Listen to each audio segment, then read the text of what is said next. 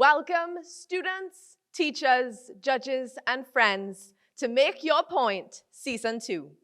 I'm Priyanka Lala, and I'm delighted to once again be your chairperson. I'm happy to see some familiar faces, and I would like to give a special greeting to the schools and students joining us for the first time. I'm sure, like the schools joining us again, you will bring the same levels of confidence and poise as you go head-to-head in this preliminary round of this televised National Secondary Schools debate.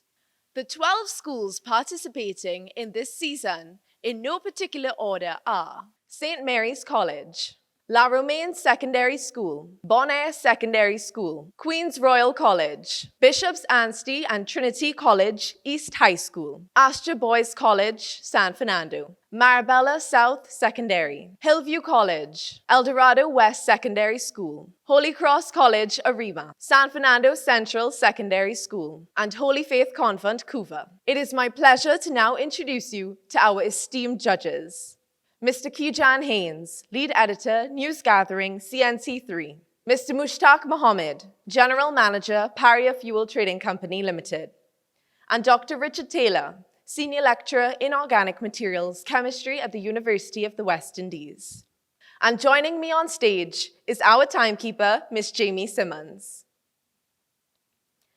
Debate teams. You are agents of change. Your voices, your perspectives, and your passion are reminders of the importance of youth inclusion as we work towards reimagining a future of equity, justice, and peace. We are eager to watch each and every one of you shine as your teams compete for the title of Make Your Point National Champion. Before we begin, to our viewers, on February 16th, 2024, all participating schools were invited to draw randomly from our ballot box to determine their topic and their position ahead of this competition. The debate will be conducted as follows. Once invited to do so, the proposition will speak for up to 4 minutes to present their case. Then, the opposition will speak for up to 4 minutes to present their opening. Both teams will then be given 5 minutes to confer among themselves before being allowed 2 minutes each to summarize. The judges will then make their decision to determine which team advances to the quarterfinal stage. The judges' decision is final. Debaters, you are required to speak only when invited to do so at the lectern and stay within your time limit. Our timekeeper will ring the bell once to indicate that you have 1 minute left to conclude. When your time is up, you will hear the bell ring twice. After which, a continuous ring should you go over the allotted time. Members of the House, while I hope you enjoy this preliminary round, please remain respectful and sensitive to our debaters and judges. I now invite St. Mary's College to the stage. I now invite Marabella South Secondary to the stage. The motion is indiscriminate littering in our country due to A, a lack of enforcement of legislation, or B, due to the attitude of some of our citizens towards the environment?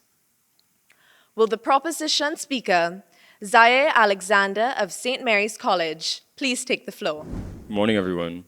Members of the audience, esteemed judges, or with the opponents. I am Zaire Alexander, and I come before you today as the first proposition speaker to represent the motion at hand, being is indiscriminate littering in our country due to the lack of enforcement of legislation. We, as a proposition, undoubtedly agree with this motion. To begin, I'd like to firstly define what is litter. Now, I paraphrase it a bit, but I kept the general essence of it. According to the Ministry of Attorney General and Legal Affairs, litter encompasses any solid or liquid material, including but not limited to tins, logs, derelict vehicles, paper, glass, food, debris, waste, both human and animal, and any other designated product. Blaise Pascal, a scientist and philosopher, once said, "Justice without force is powerless, and force without justice is tyrannical." In alignment with this ideology, I would like to open to my first point, being how a lack of enforcement would only worsen the issue at hand. Ladies and gentlemen, I would like to put this into perspective with the use of an analogy. Take, for instance, a baby takes a cookie from the cookie jar and gets away with it scot-free.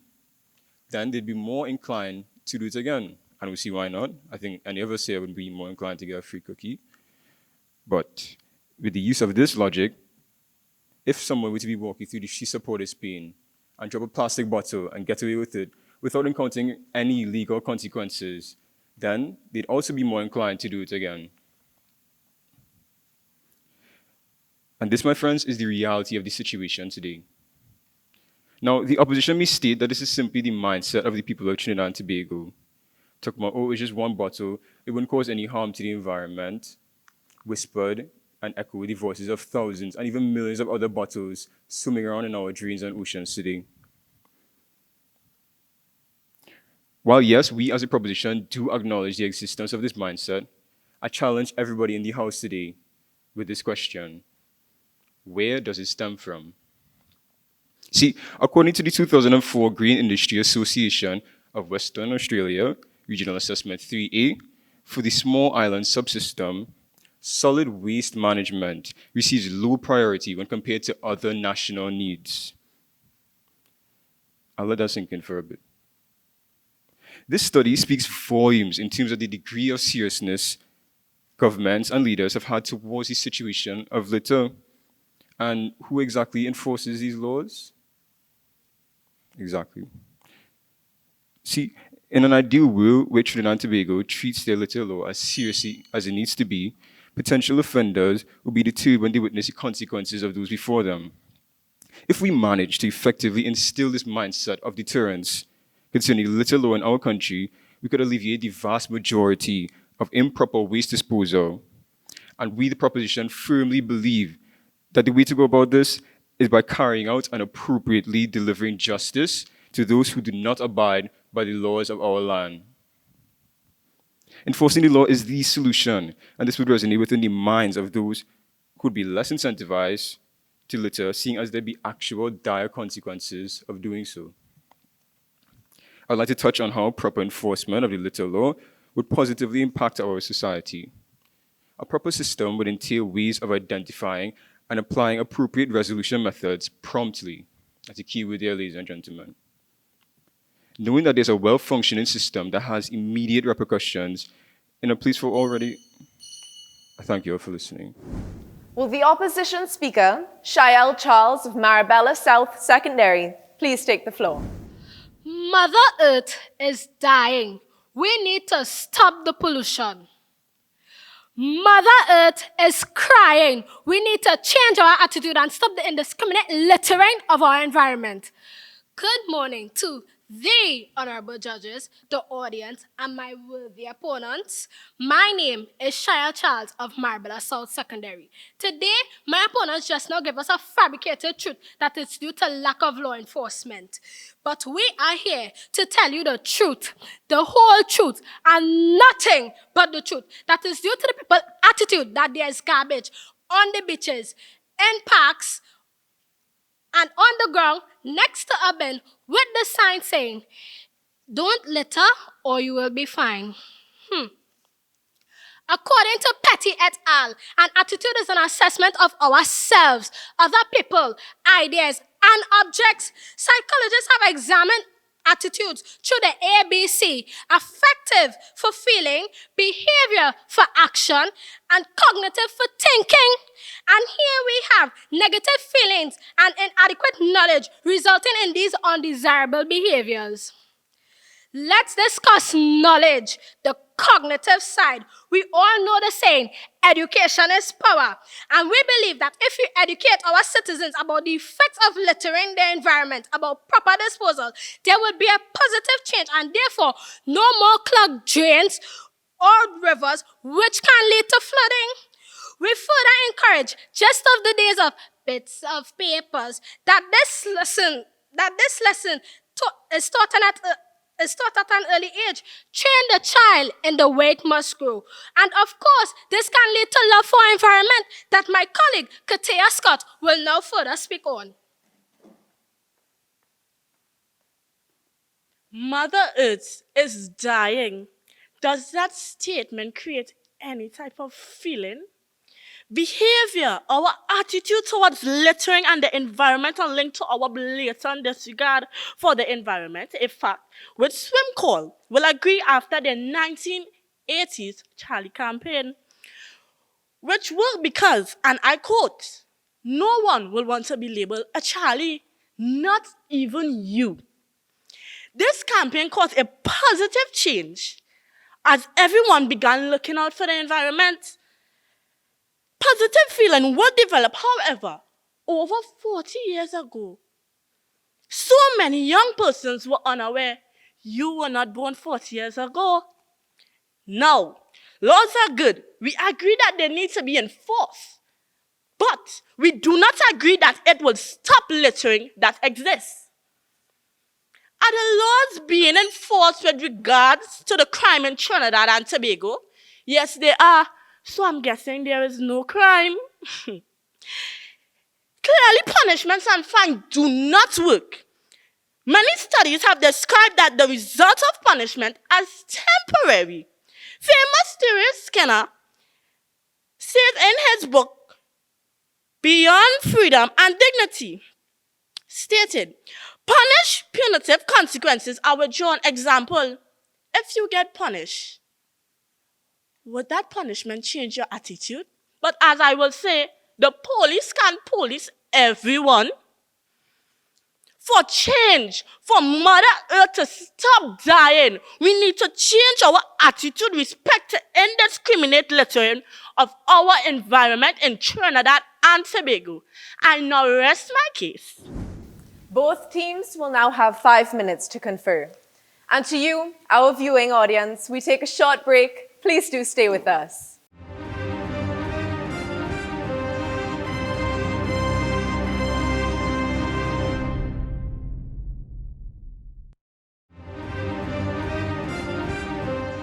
This is Make Your Point, Season 2.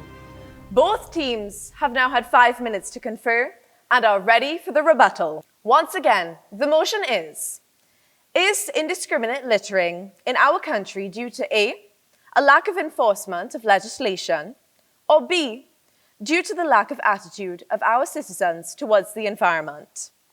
Will the proposition summary speaker, Joshua Cummings of St. Mary's College, please take the floor?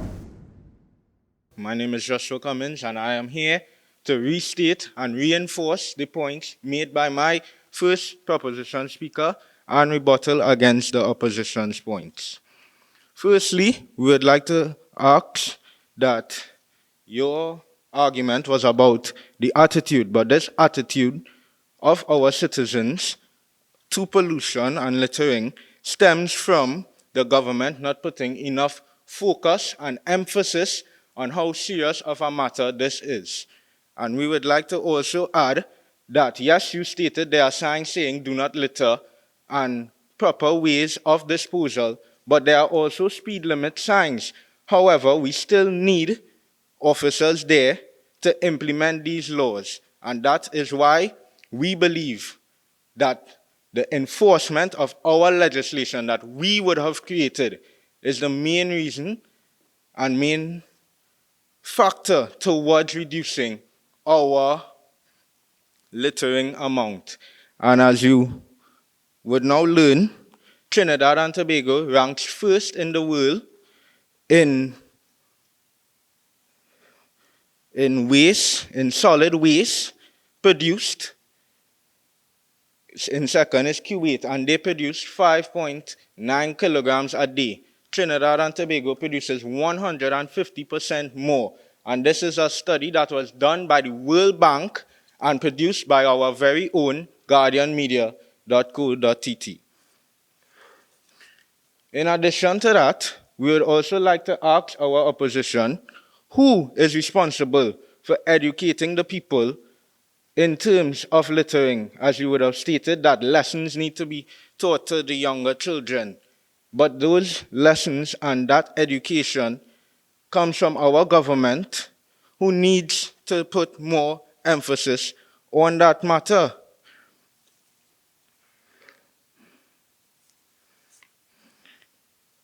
And finally, I would just like to touch on the fact that our country has created this legislation, and we cannot trust our own government to enforce it effectively and make a cleaner environment for ourselves. Because yes, we do agree with you guys, Mother Earth is dying, but it is the fault of our government who cannot enforce our legislation that was created.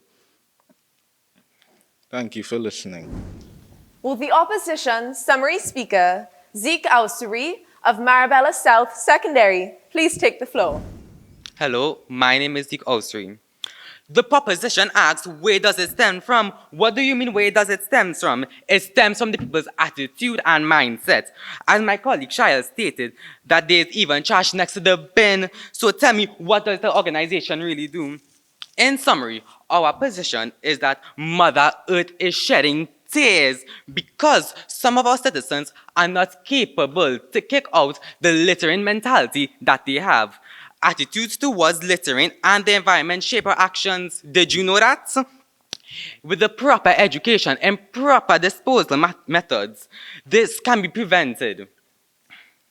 Education is a crucial fact when it comes to fostering responsible environmental behavior. We have brought to you Swimco's Charlie campaign event from the 1980s.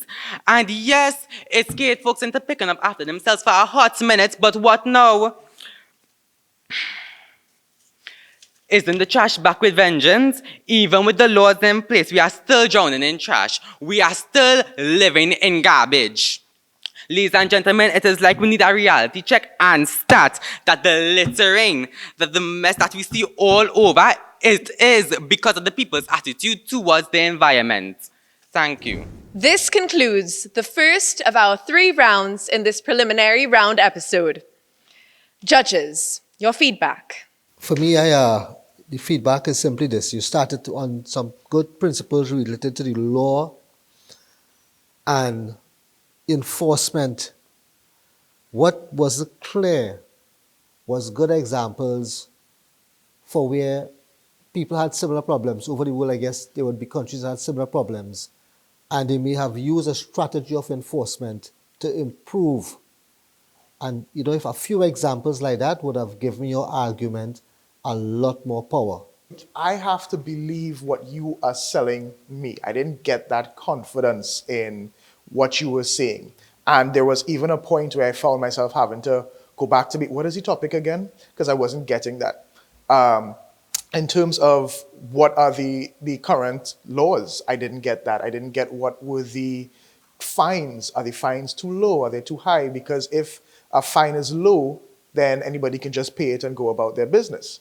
So those are some of the examples that I was looking for in your presentation. Marabella South, all the flair, all the drama in the world, that switch had us confused, and it was very interesting in a debate where you're talking about, would you do something if there were no rules?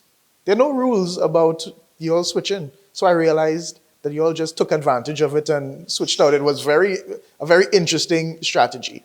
But I do also love the Charlie campaign. It was a great, that was going on in the 80s when I was, now growing up, and it resonated with me. And those are some of the good examples that we like to hear. Yes, so I would concur with the points about delivery. I do think, though, that when one is delivering, especially if you're delivering enthusiastically, that you have to be very mindful about diction and enunciation and pronunciation. So whilst that flair and that enthusiasm is good and necessary, I think you have to be very careful about not ruining that by not being very clear and also enunciating clearly what you're trying to say. Thank you, judges, and congratulations to both teams. We now take another short break, and when we return, it's our second head-to-head. La Romaine Secondary School versus Hillview College.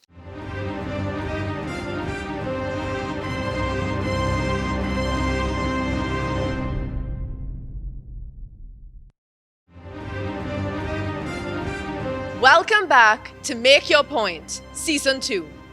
Will the proposition speaker, Christopher Davis of La Romaine Secondary School, please take the floor? Ladies, gentlemen, fellow students, we on this side respectfully propose a fixed term limit for prime ministers in Trinidad and Tobago. In doing so, let me take you to the political system of China, where there are no such term limits. This has resulted in a concentration of power in the hands of the leader and has led to violent and deadly protests by citizens, such as the Tiananmen Square protest of 1989. Unfortunately, there are many such examples throughout the world where unfettered political power has led to the disenfranchisement of citizens. Conversely, term limits for a country's political leader foster a healthy and progressive political environment, give young persons the opportunity to aspire to be future leaders, and allow citizens to choose new leaders whilst holding them accountable through elections. Ladies, gentlemen, and fellow students, I propose firstly that political term limits are imperative in modern democratic systems for fostering a healthy and progressive political environment where governmental representatives and opposing groups may exchange their ideas without fear of persecution, victimization, and even death. Many countries throughout the world espouse this system, as right here in the Caribbean, Barbados has 2 term limits for their prime minister. Is it therefore surprising that Transparency International Corruption Perception Index places Barbados at a lower level of corruption within the Caribbean, much lower than our very own Trinidad and Tobago, which has no such term limits for their prime minister? Friends, my second point is that term limits give young persons within the country an opportunity to aspire to be future leaders. I emphatically state that term leaders facilitate leadership succession by providing opportunities for the emergence of new leaders within political parties. This prevents stagnation and promotes diversity in leadership. Additionally, limiting the time in power reduces the risk of corruption, as leaders are less likely to partake in illicit practices. My third point is that term limits ensure regular turnover in leadership, allowing citizens to choose new leaders whilst holding them accountable in elections. This is a hard-earned right of citizens, and implementing term limits for presidents or prime ministers, as the case may be, is a surefire way of preserving the right that our forefathers worked so hard for to achieve. In conclusion, I want to urge you to not become so complacent of our political heritage, as it may be the demise of democracy. To reinforce my team's position, term limits for our country's political leaders foster a healthy and progressive governmental environment, gives young persons the opportunity to aspire to be future leaders, and allows citizens to choose new leaders whilst holding them accountable through elections. Thank you. Will the opposition speaker, Kavish Prasad of Hillview College, please take the floor? Madam Chairperson, esteemed judges, and my fellow colleagues, good morning. I'd like you to imagine a nation, a ship if you will, embarking on a perilous journey, a journey through the turbulent seas of economic uncertainty, social upheaval, and global challenges. Now picture at its helm a seasoned captain, one who knows the waters, who has weathered the storms, and who steers with a steady hand born of experience. Today, we stand at a crossroads, debating whether we should cast aside that captain prematurely or to trust in their wisdom and allow them to navigate us through waves of uncertainty, unhindered by arbitrary term limits. According to an article by ttparliament.org, Trinidad subscribes to the Westminster model of democracy, wherein each political party internally vets and then elects their leader. After that, that leader still has to be elected as an MP, and then their party must win the majority seats. And our nation is a representative democracy, and clearly, we the people are responsible for choosing who we would like to represent us at every turn. To impose a term limit on the choice of the people would be to stifle the voice of the people. And ultimately, ladies and gentlemen, the voice of the people is the voice of God. The proponents of this motion would lead you to believe that term limits would address corruption and abuse of power. However, using term limits to prevent such wide array of issues is like mopping a floor without fixing a burst pipe. Where is the sense? Checks and balances already exist within our society to stamp out corruption in leaders. I refer to the vote of no confidence, wherein, in the failed 2015 instance, where Dr. Keith Rowley held the vote against the then PM, the Honorable Kamla Persad Bissessa. Why should we implement blanket term limits when we can utilize our financial intelligence unit to curb corruption, similar to our CARICOM neighbor St. Martin? Their FIU recently arrested Member of Parliament Ronaldo Brisson on charges of bribery in a crackdown. If St. Martin can crack down on corruption using the same police unit that we are equipped with, then why should we, proverbially speaking, put a band-aid on a gaping wound? And as the proponents highlighted, the term limit most frequently used around the world is 2 terms, which in Trinidad's case is 10 years. So let's take a look at World Bank data over a 10-year period, 2012 to 2022. Trinidad only experienced a growth of $3 billion. However, in a 20-year period, we experienced a growth of $19 billion. Mahatma Gandhi famously said, "Be the change you wish to see in the world." But how can we expect our leaders to be that change if we don't give them sufficient time? 10 years is not enough. If the people decide that their leader should be re-elected, then that is our choice. And lastly, the proponents would lead you to believe that as leaders hold office and their age controls their judgment, that they'd become unfit. However, according to the Elections and Boundary Committee, no person is eligible if deemed mentally ill. So we can build on these requirements and ensure our leaders are competent.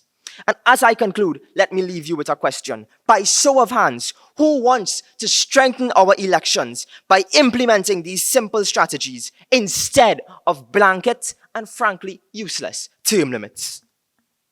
Not the proposition. They don't like a strong democracy. Some food for thought earlier. Thank you very much. Both teams now have 5 minutes to confer.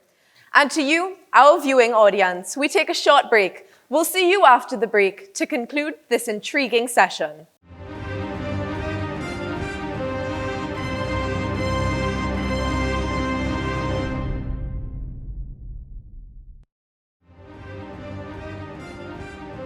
This is Make Your Point, Season 2.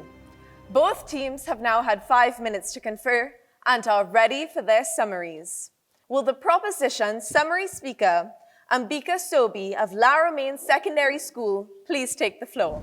You have heard my worthy opponent say that prime ministers may require time to gain the experience and expertise necessary to effectively lead their government. Political systems that have term limits embrace those who wish to serve, as they may be used in different capacities, as advisors and consultants and the like. We know too that the former president of Guyana is now serving his country in a lesser capacity and showing great statesmanship as he performs his new role. Fellow citizens, let me remind you that the threat of authoritarianism in the absence of term limits for political leaders is real. Dictatorships, pseudo-dictatorships, pseudo-democracy, and creeping dictatorships. Think about these two political leaders, Vladimir Putin and Robert Mugabe, and the destruction they brought on their countries. Let me remind you of that famous quote by Lord Acton: "Power tends to corrupt, and absolute power corrupts absolutely." I prefer that even Lord Acton himself would have been in favor of term limits for political leaders. He would have been in support for fostering healthy and progressive political environments, giving young persons the opportunity to aspire to be future leaders, and allowing citizens to choose new leaders and hold them accountable through elections. How would you feel if you didn't have a committable leader? I thank you. Will the opposition summary speaker, Sanjeev Joseph of Hillview College, please take the floor? Ladies and gentlemen, a moment of silence for the people who will have to suffer through a corrupt prime minister before a term limit takes action. A moment of silence for the people that would be stripped of a competent prime minister, a competent captain who they have full confidence in. And another moment of silence for the people that would have to suffer through a lack of future thinking because a term limit is only short term, literally and figuratively. Sadly, this is the future that citizens face if term limits are imposed. Term limits do not directly address corruption and authoritarianism, but simply put a timer on it. Elections in China are controlled by the CCP, similar to Russia, whereas Trinidad are controlled by the independent EBC. Furthermore, the proponents might be using the good old tactic: if you can't convince them, confuse them. China is a communist country, whereas we are a democratic country. The idea that term limits allow for fresh and new beliefs and ideologies is small-minded, as it ignores the fact that we vote for a party, and said party leader can become prime minister if they win election. Therefore, the beliefs and ideologies is representative of the party, and vice versa. Therefore, the beliefs, one that has term limits does not give the country a new set of ideas, but rather an inexperienced leader, one that has not been seasoned with time to the service of multiple terms. Additionally, if the people, the voice of God, choose to re-elect a prime minister, it is their choice, as we are a representative democracy, and we choose who we want to represent us. If the people want them to bust out, they go bust out. For food for thought. What if we currently have a prime minister who's coming to the end of their term? One who has served well and greatly improved our quality of life. Like a beacon in the storm, then the invaluable experience they would bring to the table stands as a guiding light. Thank you. This concludes the second of 3 head-to-heads in our preliminary round 1. Judges, your feedback.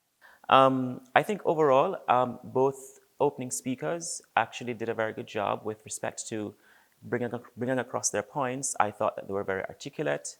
And I liked, for example, the structure of your text. I think that was very good. It showed really good coherent thinking.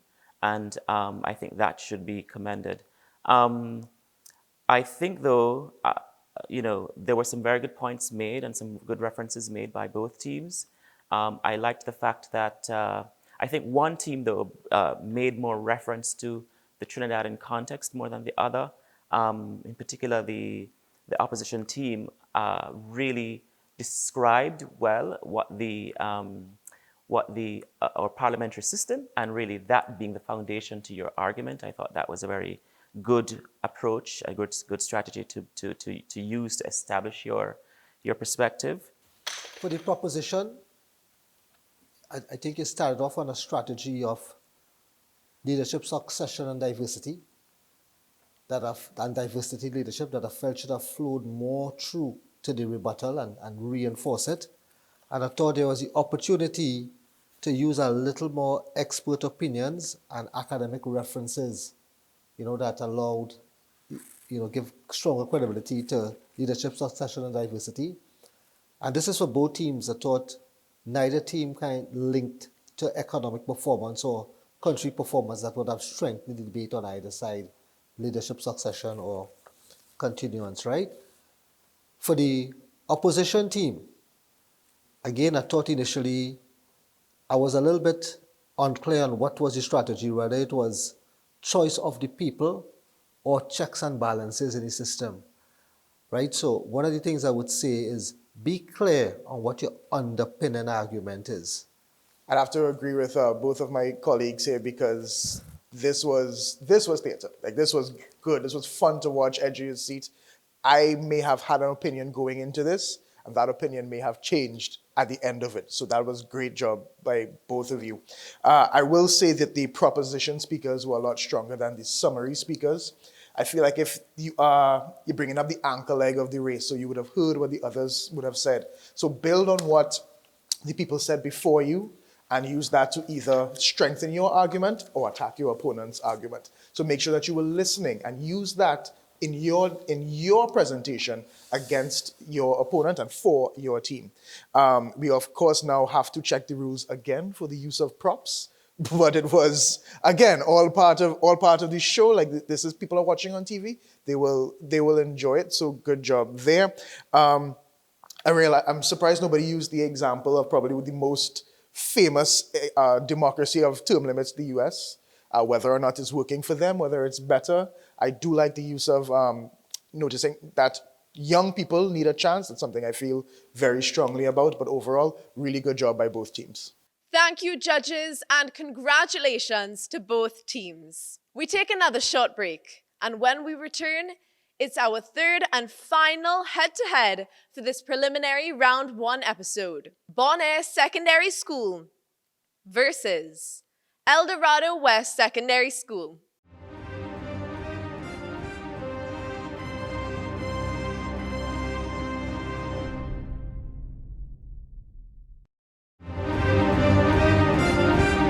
Welcome back. This is Make Your Point Season 2. The proposition speaker, Matthew Hurst of Bon Air Secondary School, please take the floor. Good morning to the chairperson, judges, ladies and gentlemen. Trinidad and Tobago is a land that has a natural beauty to it and has many cultural wonders. But returning to the question of who should be the protector of these treasures is a crucial one. Should this tremendous responsibility be left to the private sectors or the government sectors?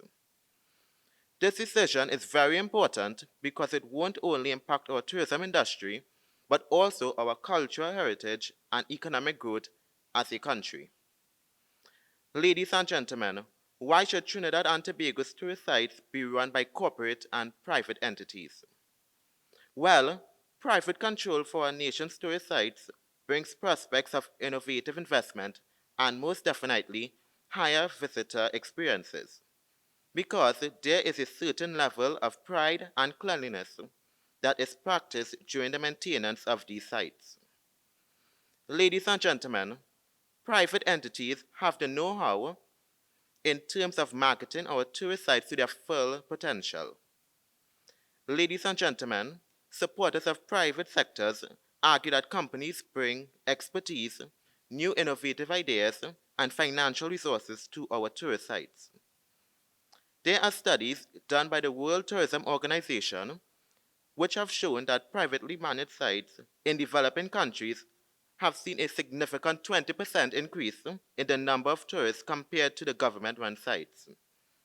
Also, it is a fact that private sectors contribute an overall higher amount of the country's tourism GDP than the government. This is because they directly cater more to the need of tourists. Sorry about that. This trend has been observed not only in Trinidad and Tobago, but also in other countries, spanning years and years.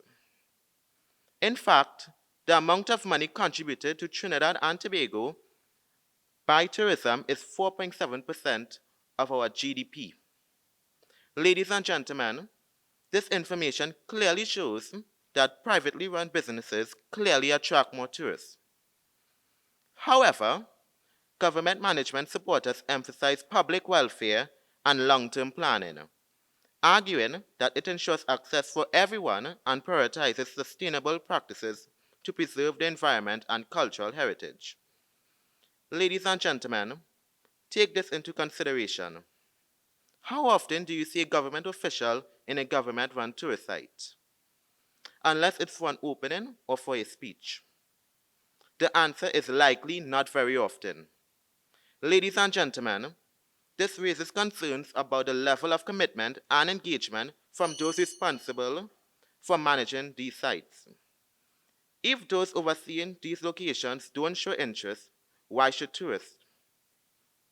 Ladies and gentlemen, as we weigh these arguments, let us try to remember the impact of our decision. This decision would not only affect our economy, but it would also shape the legacy we leave for future generations. Thank you. Will the opposition speaker, Jaleisha Richard of El Dorado West Secondary School, please take the floor? Respected Chair, honorable judges, ladies and gentlemen, greetings and salutations. The opposition is tasked with proving to you that tourist sites should not be exclusively run by corporate TNT. Strategy is to the tourism sector what sheet music is to an orchestra, and the government is the conductor. Without its direction, your listening experience will be less than desirable. Thank you for your service.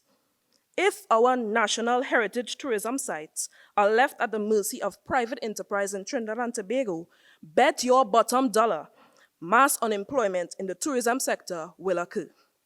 In an attempt to streamline costs, private corporations will not hesitate to fire employees in order to become profitable. There will be no concern for loyalty or dedicated long-term service. Furthermore, if any employees were to be retained, they may almost certainly receive a downgrade in their salaries and reduced benefits, all for the sake of profit. This will obviously have a negative impact on families and the economy. No more Nemo. If tourist sites were to be monopolized by private enterprise, tourist sites like the Bonaccord Lagoon and No Man's Land in Tobago would be devastated. Right now, there's a proliferation of unwanted food vendors setting up shop on No Man's Land, leaving this piece of paradise littered with garbage. Our once beautiful natural treasure, the Bucko Reef, is in shambles because of profiteering by private boat operators. Without government involvement and regulation, preservation of our natural heritage sites will take a backseat to the almighty dollar. Shocks and potholes. Managing and maintaining tourist sites requires significant capital investment. The Ministry of Tourism, which represents the government, is allocated funding for management and maintenance of these sites. Private corporations may not have the necessary funding to properly maintain and manage these sites. As a result, potential tourists may seek their Caribbean getaway in alternative islands. Why go to a rundown, dilapidated hotel in Tobago when you can visit a lavish resort in Jamaica? Furthermore, private enterprise may not be able to withstand economic shocks and recession, especially in the long term. Remember the COVID-19 pandemic?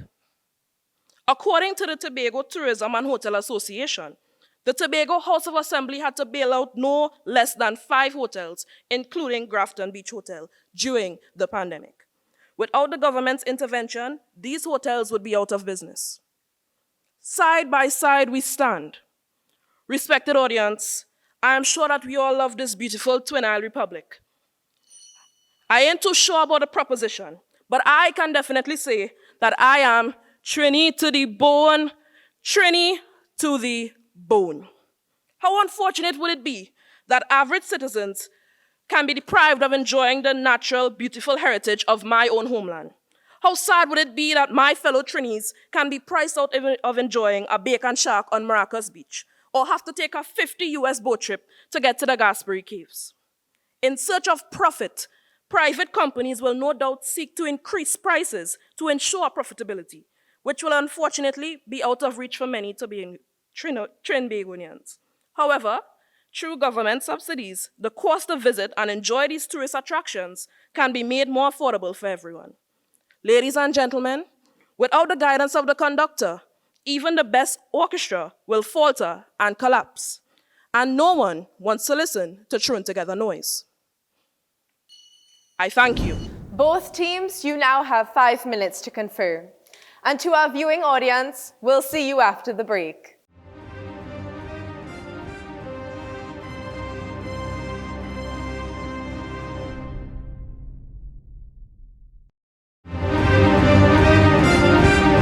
This is Make Your Point, Season 2. Both teams have now had 5 minutes to confer and are ready to summarize. Will the proposition speaker to summarize, Rohan Laltu of Bon Air Secondary School, please take the floor. Ladies and gentlemen, the opposition takes the floor and they talk about private sectors not having the funding to fund our nation's tourist sites. However, the government doesn't have the funding either. Let's take a look at our nation's healthcare system, which is dangerously under-equipped. I come from a government school and I can tell you that we are understaffed and under-equipped, ladies and gentlemen. All these dignitaries, senators, ministers, and even the Prime Minister runs to Asa Wright Center on a regular basis. But why? Well, it's because they know it's not some third-class government-owned establishment. They know customer service is tops and the environment is safe, clean, and well-maintained, unlike the rest of our dilapidated government-owned nation. Government officials will never seek medical attention at a public health facility, and that's because they don't trust themselves and the public health system which they themselves uphold. If they can't trust themselves, then why should we trust them with our nation's treasures? Ladies and gentlemen, we need to bear in mind that we have a democratic government, which means it is constantly changing. So while X government may prioritize funding and prioritize tourism, maybe Y government just doesn't see tourism as a top priority. This makes our government an unreliable one. In a recent statement, the daughter of the late and great Mr. Basdeo Pandey, Ms. Michaela Pandey, reminded us of our government's motto and mantra for the past 20 years. No matter who's been in office, the mantra has been, "We have no money." Ladies and gentlemen, our government is plain and outright telling us that our country has no funding to support itself. Therefore, our tourist sites being privately owned and maintained is a lot safer financially. So let's make the safer choice by putting our country's best interests first and trusting our tourist sites in these. Thank you. Summary speaker, Kidra Kelly Claremont of El Dorado West Secondary School, please take the floor. Ladies and gentlemen, respected audience, the proposition has failed to present any convincing arguments to show that the private sector should exclusively run tourist sites. Privatizing tourism is often heralded as a strategy to boost economic benefits. However, a closer examination reveals its pitfalls. While private investment can enhance infrastructure and services, it risks exacerbating income inequality by making profit the main objective over local welfare. Moreover, it may be claimed that privatization will ensure efficiency, but at what cost? This so-called efficiency can result in the erosion and dilution of our cultural heritage and the destruction of our natural environment. Furthermore, the loss of income due to alienation and disenchantment of domestic tourism is unacceptable. According to the Tourism Development Company, Trinidadians vacationing in Tobago spend over $500 million TT annually in Tobago. This only through subsidies is this possible. Services like the Inter-Island Ferry make it affordable for citizens to vacation in Tobago. In addition to alienation due to high prices, there can be full-blown segregation and prohibition of our citizens from visiting certain sites, which will remain exclusive to foreign tourists. In conclusion, a balanced approach involving private and public partnership could foster sustainable development, community empowerment, and economic diversification. By engaging local stakeholders and prioritizing social and environmental sustainability, Trinidad and Tobago can ensure equitable distribution of tourism benefits. So, while privatization may offer short-term benefits, it risks the long-term sustainability and socio-economic prosperity that we hold. A holistic approach integrating public and private sectors is vital for maximizing benefits of tourism. Thank you. This concludes the third and final round of our preliminary round 1. Judges, your feedback. Great job. Content-wise, I believe this is some of the strongest that we've heard from any of the debates so far. So great job there. And you know, I like my flair and my dramatic, but I don't think it was necessarily needed this time. A lot of the arguments were clinical, methodical, they got to the point. I would have liked a few more examples. We have a lot of examples now of private companies taking over tourist sites and doing really well right here in Trinidad. I would have liked to hear a little bit more about that. And my summary speakers, I need you all to listen to the other side and internalize what they are saying and use it against them. A lot of the summary speakers sounded a little bit rehearsed as well. This is your job to make it your own and use not just, again, I said it before, not just what you want to don't make your point based on what you think, but make it to say, like, my point is better than their point. I think so. I echo the sentiments. Very, very, very good debate. Right? For the proposition, good, strong use of data, right, all through. So it was a clash of the data versus a bit of the emotion to some extent. And I thought that was really good as the debate went on.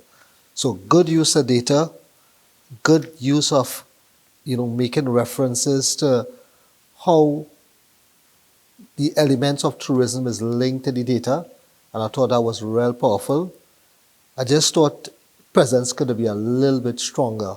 Sometimes when you're presenting data, it's difficult to kind of make the both happen, the emotion and the presence, right? So it needed to add a little bit of emotion to give it a little bit more power. But very good and well presented.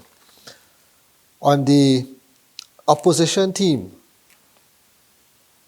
you attacked the emotion around profitability and profit making versus government being involved.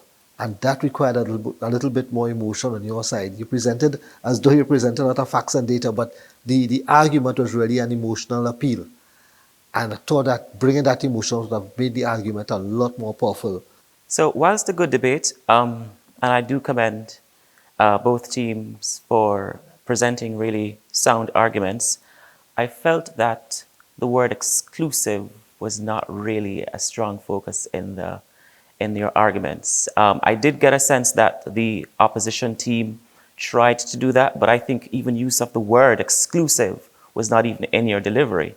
So I think that for me was a missed opportunity to really focus on exactly what the moot was. I do think that you actually gave very good examples, good references, and I liked the attempt to make the links between profitability and destruction of the tourism product, the environment in particular. Thank you, judges, and congratulations to both our teams. We now take another short break and allow our judges to make their final decision on which 3 teams will be moving forward to the quarterfinals.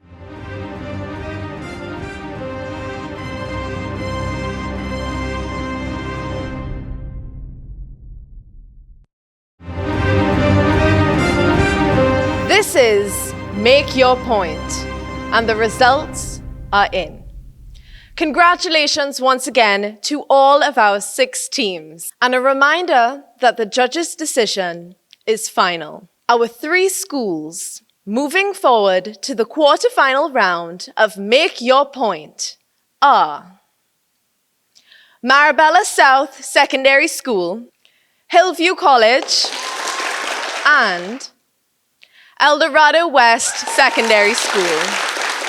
Let's give another loud round of applause for the teams who made it this far and now exit the competition with their heads high for their remarkable showing.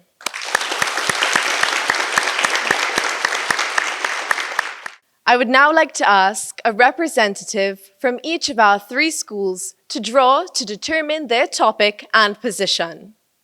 Marabella South Secondary School, Hillview College, and El Dorado West Secondary School. A reminder that the letter P is for proposition and O is for opposition on the number 7 to 9.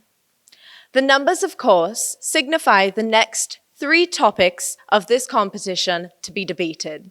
This concludes preliminary round 1. Please join us again next Monday at 8 p.m. on CNC3 for preliminary round 2. to watch these schools debate: Queen's Royal College, Holy Cross College Arima, Bishop's Anstey and Trinity College High School East, San Fernando Central Secondary School, Astra Boys College San Fernando, and Holy Faith Convent Couva. See you again. I'm Priyanka Lala, your chairperson, and this was Make Your Point.